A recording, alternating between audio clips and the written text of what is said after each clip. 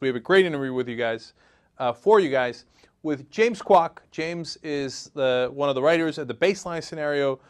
He's, in my opinion, one of the top experts in the field in financial industry, in reform and regulation. James, thanks for joining us again. We really appreciate it. It's a pleasure and an honor. So first, last we talked, we were talking about what could happen in financial reform bill, but now the financial reform bill has passed. And I just kind of wanted to get an overview here as to what went right and what went wrong. So let's get started. Sure. What do you think were the upsides of the financial reform bill that was passed through Congress? Well, I mean, to be honest, there's not a lot in the bill that I think is actually bad. I mean, I think that it's insufficient in some ways, and we'll get to that. In general, what's good about it is it provides some new regulatory powers that were missing both in the lead up to the crisis and during the crisis, and would have been useful. I think the most obvious good thing in the bill is the Consumer Financial Protection Bureau, which is, at least in the interim, being headed by Elizabeth Warren. That, I mean, probably doesn't take a lot of explanation, but it's a new agency whose mandate is to protect consumers from what I think we all know is a predatory and dangerous financial system. So that's one. There's some other provisions that give the regulators some needed powers. So one of the big issues in the last crisis was this concept of systemic risk. So banking regulators were responsible for making sure that a given bank didn't fail. And by the way, one way to make sure a bank doesn't fail is to let it screw its customers.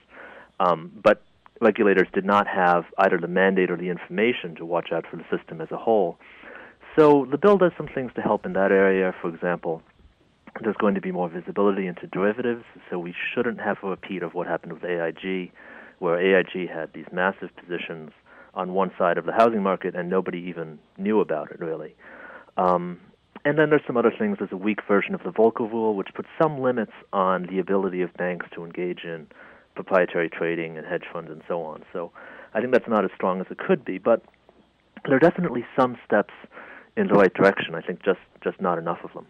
All right, so let's talk about those first. So the Consumer Protection Agency, one, it's an excellent step forward. Two, they've got the right person running it for now. It's Elizabeth Warren. So we really got to be happy with that. And she did a brilliant move today, actually. She asked for the help of Holly Petraeus, the wife of General Petraeus, in making sure that crooked credit agencies don't rip off people in the military. Okay. Yeah, I mean, I don't know Holly Petraeus personally. It certainly seems like a good move from my standpoint, both substantively and politically. Substantively because, we want to protect people in the military from, credit cards, payday loans, various kinds of predatory behavior. And, a lot of these people, they sign up to join the military when they're relatively young. A lot of them don't have the benefit of a lot of education and experience in the world, and a kind of a captive audience living on these military bases. So substantively, that's good. Politically, it's good because the military has actually been out in front in some ways in protecting its service members. So, for example, the military has more strict regulations on payday lending than we have in the economy as a whole. And politically, that's a conundrum for the opponents of consumer protection, because everybody wants to be behind the military. So, I mean, it's a good move. It's also I think it's a good choice by Warren of a first public step to make. Right, and to get an ally like that on your side, I think it's brilliant, actually. And so it really encouraged me that she's not only going to be right on the substance, but that she's going to be savvy enough to be able to get some reforms through by getting the right allies, et cetera. So that's definitely a good win, right? Yeah. Now, when we get to proprietary trading, now I've read some articles, James, saying that the loopholes in that are so large that they're really going to be able to do just about almost the same proprietary trading that they were doing before. How true or untrue is that? Is that an exaggeration? Where do you think it really comes out? Well, I think we don't know. I mean, one of the things about this bill is that how it works out is going to depend on how the regulatory agencies, first of all, write the rules to implement it, and secondly, how and whether they enforce them. Getting to a topic I'm sure we'll get to about the question of regulatory incentives. But, I mean, I am worried about the size of these loopholes because, I'll try to give you a simple example. Goldman Sachs lost a few $100 million in the second quarter this year. The bank as a whole didn't, but they lost a few $100 million on one specific trade, which is that they were betting that volatility in the markets would go down, and instead volatility went up. So why does this matter? Well, they booked that loss as customer-facing trading, not as proprietary trading. And that matters because customer-facing trading is not covered by the bill at all. There's no limit on that. So as long as you can say it's a trade with a customer, you can do it. And by definition, when you're doing proprietary trading, you're trading with customers. No, that loophole totally swallows the rule.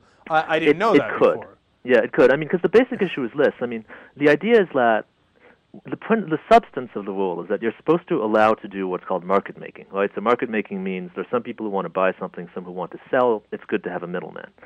But if you're really doing market making, you're supposed to set the bid and the ask prices so that the market will clear. So what that means is that if a lot of people come to you and they want to buy volatility, you should set the price high so that you'll find people on the other side that you can sell it to. But instead, Goldman had a position. They had an idea about what they thought the market would do, and they set the price accordingly. So they knowingly took on this risk, but they did it in customer-facing trades. So that is a tricky thing. So the loophole could be very big. I mean, it's possible James, that the agencies will write the rules in such a way to limit it. I'm sorry. I want to get into the weeds a little more there, but try to simplify it too, because I'm not sure that I understand it. Is Goldman supposed to say, look, John wants to buy something, Bob wants to sell something, they make a market, right? And they set a price so that John and Bob can come to an agreement. They take some sort of commission fee, et cetera, for their service. Yeah. Are they? That's normal. That's what they're supposed to do. Are they now saying, all right, John would like to buy this, Goldman Sachs is going to sell it, right? So are they on the other side of the trade? They've removed Bob, and they're doing the trading themselves. Yeah, they've been doing that. I mean, the banks have been doing that for a long time, and in principle, there's nothing wrong with that. The idea is that at a given moment when somebody wants to sell something, when John wants to sell something, they may not find Bob who wants to take exactly the same side of that trade. So their job, the job of a middleman, is to set the prices in such a way that they can do the deal with the first guy, but they have a reasonable degree of confidence that they can do find it somebody else that they can sell it to, and they're making money from the spread between those. And that's perfectly normal. But it's very hard to differentiate. It's very hard to differentiate that from a situation when you are consciously placing bets with John and Bob. No. Look, you're being careful, and God bless your heart for it, and that's why we have you on. But the fact that they are now calling that not proprietary trading, which it definitely is proprietary trading, means that the loophole, in my opinion, has swallowed the rule. And look, so the audience understands why this is dangerous is. Now, if they were doing their own trading, I don't care if they trade with John or Bob, they lose their own money, who cares, right? But if they're taking money that is not even in Goldman Sachs' case, but let's take Citibank. You put money into Citibank, or Citigroup, and Citigroup then takes that money and then gambles with it, and he makes the bet with John or Bob. Whoa, that's the problem, right? Yes, exactly. I mean, the purpose of the Volcker Rule was to say, if you are a government-backed institution, you can't engage in proprietary trading. If you're not, but the point of the rule was, if you're not backed by the government, if you're a hedge fund, you can do whatever you want. And so that's the principle, but I think that it ran into a massive problem in implementation, and I'm not sure that problem can be solved. All right, so we're 1 out of 2 so far. So now let's go to derivatives, right?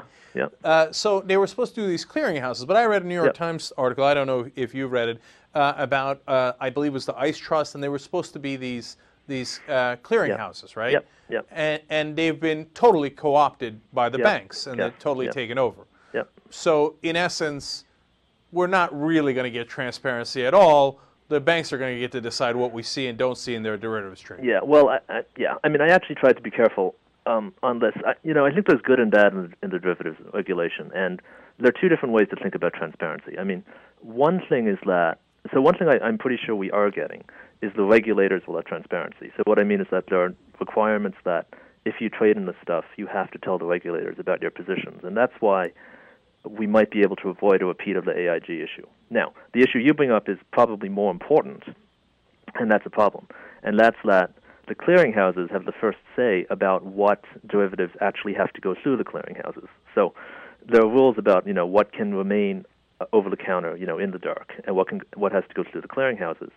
And as I've read articles like that, these clearinghouses have been largely co-opted by the banks, and so a larger principle that is a problem is that historically on the security side of the industry, the industry has been self-regulating. So we do have the SEC, but the SEC's job is to oversee what's called FINRA, which used to be the National Association of Securities Dealers. Okay, so what we've got, we're perpetuating that in the sense that the clearinghouses are now the first line of regulation for derivatives. And as a result, they are actually the ones writing the rules, which still have to be approved by the SEC. So it's a long way of saying that yes, the point of the exchanges and clearinghouses was to provide price transparency to people who actually have to buy and sell in these markets. There's a good chance that that goal will not be achieved. So I would say that one part of the derivatives reforms are valuable, and another part runs the risk of not doing what it's supposed to. All right, but look, I mean, to give you, again, the audience a sense of how little we've done here, in my opinion, I would have banned some of the derivatives trading. Yep. Obviously not all of it. There's great value in derivatives trading done in the classical way, right? Yep. But so let me ask you, naked credit default swaps, could that still happen, which is just simply gambling? Yes, it could. And this is the philosophy of the bill, right? The philosophy of the bill was, we're not actually going to change the way the financial system works. We're just going to, have more cops, and we're going to give them bigger guns.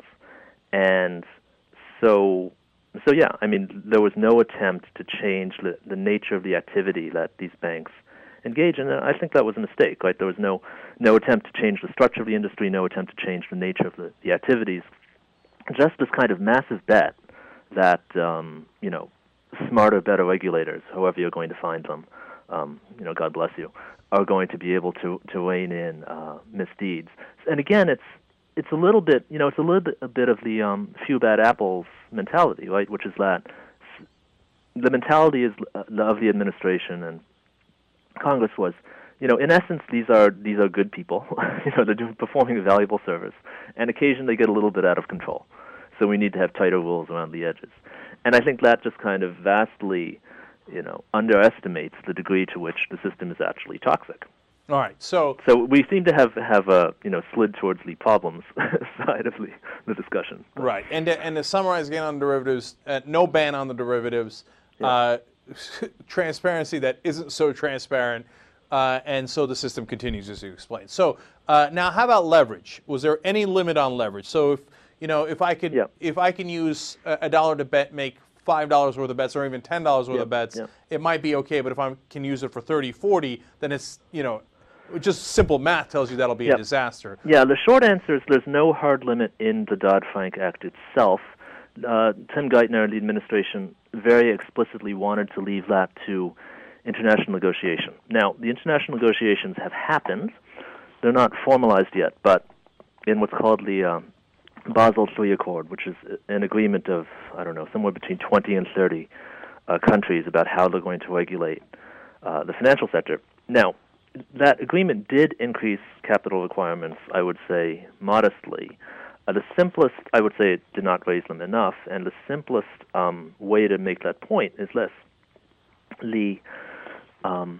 I believe under the new regulations, banks will have to have about 9.5% of a certain type of capital at minimum, and which is higher than the former rules. Lehman Brothers, about 3 weeks before it collapsed, on paper had 11% capital. So meaning 11% capital means they have about a 9-to-1 leverage ratio. Mm-hmm. So clearly, if Lehman in September 2008 would have cleared the new capital requirements, it seems like either the capital requirements are not high enough or capital requirements are not an effective means to ensure, safety of banks and safety of the financial system. So, two quick follow-ups on that. And again, we're talking to James Kwok here. He's with the Baseline Scenario. It's a great blog that talks about this, and they're exactly on top of it. And the reason I'm having this conversation with you is because I don't want to get anything wrong, right? Okay. And so, in this case of the leverage and the capital requirements, is it that Lehman Brothers? Was it fake? I mean, did they really have 11%, or was that just on paper? Do you see what I'm saying? I do, and unfortunately, it's. I'm not sure I can give a simple answer to that. Let me put it two ways. I mean, there's evidence that there was cooking of the books at Lehman, Right, so there were about, I think in the spring, there was this huge report by the bankruptcy trustee in the bankruptcy case, and he talked a lot about what was called Repo 105. That was in the news for a few days, which was essentially Lehman, doing transactions right before the end of a quarter and right after the end of a quarter to hide some of their liabilities. Right, so there was some cooking of the books. But the broader answer is, even without the cooking of the books, capital is really hard to measure, because the way it's done today is it's done using models. Because, just to back up for a quick second, the whole point of measuring capital is to say, okay, if things go bad, you want to have a cushion against things going bad. And the size of the cushion you need to have depends on how likely things are to go bad. So fundamentally, the measurement of capital is somewhat probabilistic. And I don't want to go into details of why that is. And, I'm sure you've heard a lot about how, in a really bad crisis, you can't trust models that were built during the good times. And that's what happened to Lehman. Now, to some extent, things have gotten a little bit better, right? Because now when people build their models now, they have 2007, 2008, and 2009 to use in their models. But fundamentally, we still have the same issue, which is that in a modern system, your capital requirements are based on the riskiness of your assets, and the riskiness of your assets is the product of a model. There's no, God never came down and said, if the underlying assets are toxic, all of your numbers are off anyway, right? Is that part of the problem? Basically that's right. I would put it slightly differently, which is that, generally speaking, you don't know that assets are toxic until they turn out to be toxic. So 3 weeks before they turn out to be toxic, you may not think they're toxic, and therefore you won't realize how much capital you need. Exactly, right. That's if you knew they wouldn't be toxic. Right, exactly. So, and by the way, just a quick side note there, Repo 105s, they're not still allowed, are they? Let me think about that a second. I believe that if Lehman was actually doing what was alleged, that was already illegal. That was illegal then, and it's illegal now. And I'm sure they all went to jail for that. Oh, they didn't? Huh, that's weird. No. I'm sure that their money got clawback, though, right? I mean, Fuld didn't. The CEO of Lehman Brothers didn't get to keep all that money, did he? Well, it's interesting you mentioned that. I do want to make a point on Lehman. Obviously, I think the point you're making, which is accurate, is that no one has gone to jail, and no one significant has even had to give any money back. Now, Fuld. The reason I say the point I want to make about Fuld is this: some of the defenders of the current system like to point to Dick Fuld, and what they say is, look, Dick Fuld was worth $1 billion, and he lost it all when Lehman failed. So he wasn't acting in bad faith, right? He just made a mistake. And I wrote a blog post about that a while back called The Myth of Dick Fuld, because this Harvard professor Lucian Bebchuk wrote a paper where he said, okay, well, yes, on paper he was worth $1 billion or something like that. And he lost $1 billion worth of Lehman stock, let's say. But during the boom, he sold about $600 million worth of Lehman stock. So if you look at Dick Fuld in 2009 and compare it to Dick Fuld in 2000, he was worth a lot more in 2009, even after Lehman collapsed. So the question is, if you're Dick Fuld and you have hindsight, would you do it all over again? Of course you would. Of course you would. He made $600 million. Exactly, because these guys it is true, the CEOs of these banks, for a long time, they've been paid mainly in stock, not in cash. Like a lot of the lower-level traders get paid in cash. The CEOs have been paid in stock for a long time, and they don't sell all the stock. And they do have massive exposure to their bank's fortunes. But as long as the boom lasts long enough, in 2005, you can sell all the stock you earned in 2000, 2001, 2002.